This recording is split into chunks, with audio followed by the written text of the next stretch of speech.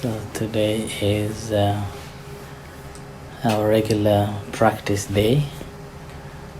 It's important to have this intention. When we have a right intention, then we can put all the difficulties away. But when we don't have a right intention, then that causes more troubles and unable to work with it.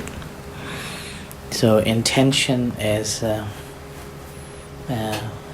one of the key factors that push us to do things.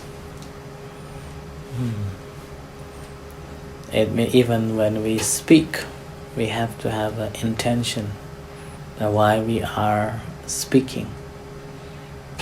If we have a good intention, then the speech that we say will be wholesome, and that brings the wholesome results. And if we are speaking with a wrong intention, then that basically brings the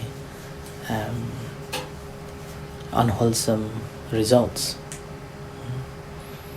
Same with our life, that if we want to be success in any path or any aims, then we have to have this right intention, so that it leads to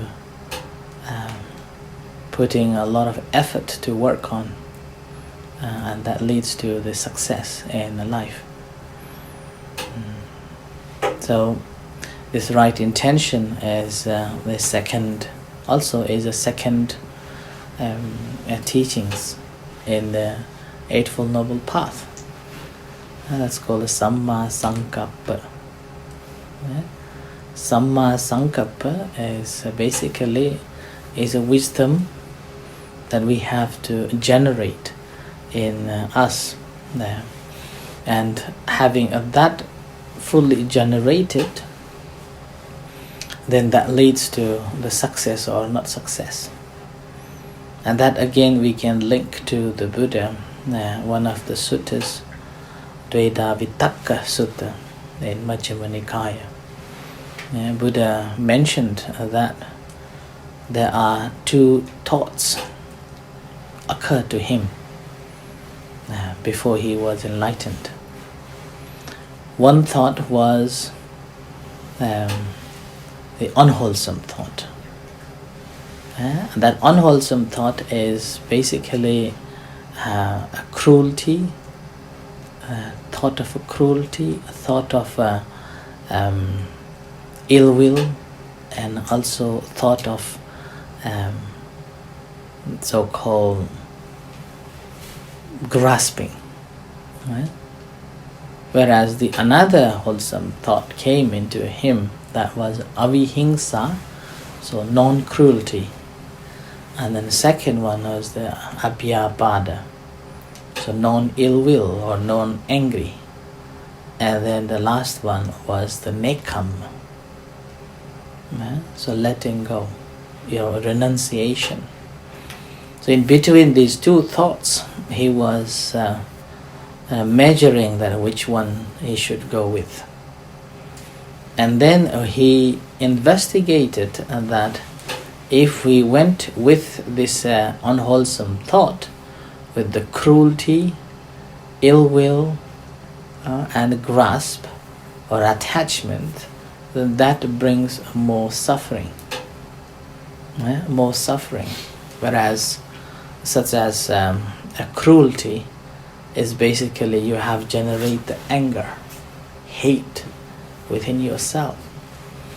And with that, what happens is that before you are hurting anybody else, basically you are hurting yourself. So we hurt ourselves first before we are hurting somebody else.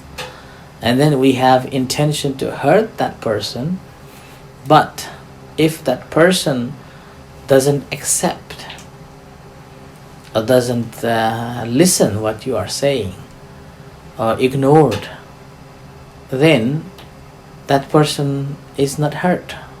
That person will not receive anything, whereas we will get more hurt. We become more angry that I have done so many things to let him anger, let him suffer. Why is that happening? So that person will be thinking of many other ways to hurt. So with that, you are hurting more. So it's like you are living in hell by yourself, that you have created for yourself. Whereas if you have freed from that one, but you have this avihingsa, which is ahimsa, right? Non-cruelty. Another form is the peace. And from the beginning of generating of that, you are gaining peace within yourself. And with that peace, you are also sharing to other people. People can feel that how calm you become, how calm you are. People feel connected, people feel more relaxed in front of you. And that's simply because that generated from inside yourself. You can test yourself in your home or in your work. When you're angry, when you are angry, the way you speak, the volume is so heavy. Even when you are walking, steps become so loud. Deliberately you are stepping with bang, bang, bang, because you want somebody to hear that you are angry now. So you can test yourself. Whereas if you are mindful and then you have this concern of others' well-being and others' happiness, then what you will do? You will be speaking kindly. You will be speaking, or you will be doing with a kindness, and carefully you're walking. You try not to make a sound, thinking that your walk may disturb somebody else. It's like when we are meditating here, people working there or walking around outside the room, and they become more conscious that inside they are practicing. So even a speech become very like whispering speech, intention not to disturb. That sort of develops. So that's why it's and then after Buddha investigated, before he became the Buddha, investigated in these two types of a thought, and seeing that acting with this negative thought brings negative results, whereas the acting in a positive thought brings the positive results. So with that, he chose not to act with the negative thoughts. He simply learned about it, investigated, and let it go. Whereas the positive thoughts that was there, he investigated and cultivated more and more, and that's how that led him to pave the path to the liberation. So that comes the second Eightfold Noble Path, right intention. That's the Samma Sankappa. And this again, Samma Sankappa is very closely related to the right view.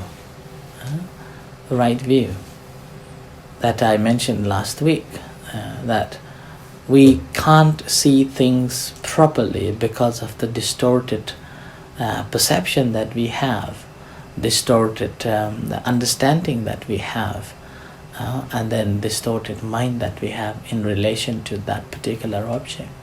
So in order to get rid of these distorted understanding, we have to see it clearly. And when we have the right understanding of the things properly and rightly, what happens that it leads to let us think rightly.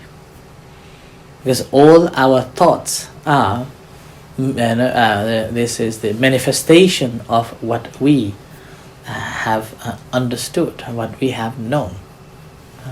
So in the practice of a meditation, basically what we are doing, and it comes in Satipatthana Chittanupassana. In the Chittanupassana comes that when you are having this kind of a thought, you're aware of this kind of a thought, and you investigate that this is I'm having thought. So this thought is a manifestation of our views. And this again, the view, how it comes is that like I sees an object, with that consciousness is there. With the consciousness arising, what happens that we bring our memories. We bring our memories, and then with that memories we investigate further on. With that investigation, what happens that if we have this negative tendencies, then that will brings the negative thoughts. If we have a positive thought, then that will brings the positive thought. So that's why in the practice of a meditation, what we are doing, that whenever these thoughts bubbles up, creates another, so this is again, it's called a papancha. If you have heard, papancha means the will of thought or mill of thought, and the series of actions happens, and that continues. And this also the cause of is basically not having a right intention, or not having a right understanding of the cause that creating the thoughts, and then not being mindful of that particular thought leads to the series of the thought, and that's how we lost into the thought processes. So we float into the thought, and then we forgot where we are doing and what we are doing and where we are going to.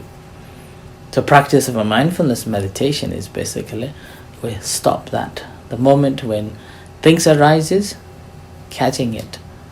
And if you can't catch at the very moment when it comes to contact with one another, at least thought arises. At that time we can catch that.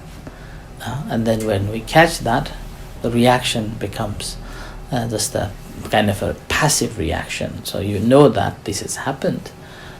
If we are not aware of that, what happens? We react. And further that reaction leads to the further action. Okay? So that's why this intention is quite important part. This comes with, the intention again, comes with your effort to do. Effort to speak. An effort to live your life properly. And with that effort, what happens? That it leads to having this mindful and awareness. Right? So this tonight's practice, reflect on that, your thoughts, and reflecting on that what are the thoughts. Okay, so with this, let's practice.